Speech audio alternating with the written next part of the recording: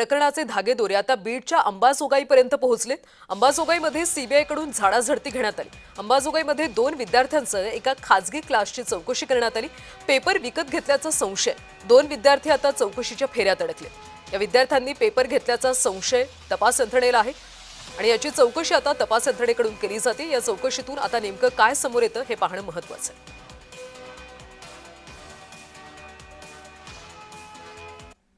नीट paper फुटीमुळे CET परीक्षेबाबत आता संभ्रम निर्माण झालाय।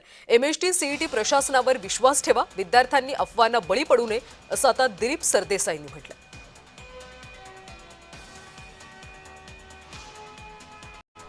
पर्सेंटाइल बद्दल आपण कुठल्याही प्रकारची स्वतः कन्फ्युजन करून घेऊ नका आणि आमच्या सिस्टीमवर विश्वास ठेवा की आम्ही जे रिझल्ट डिक्लेअर करतो ते तज्ञ स्टॅटिस्टिशियन्सच्या मार्फत त्यांचं वेटिंग करूनच आम्ही डिक्लेअर करत असतो।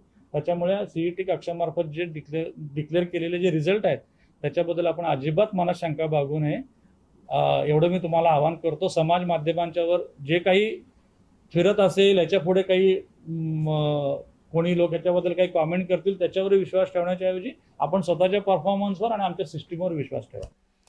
तर नीट पेपर फुटी प्रकरणी आता एक मोठी अपडेट समोर येते। आरोपी पीव्ही कुलकर्णीच्या बांधकामावर नगरपालिकेनं नोटीस लावली। बांधकामासंदर्भात खुलासा न केल्यास तोडक कारवाई केली जाणार।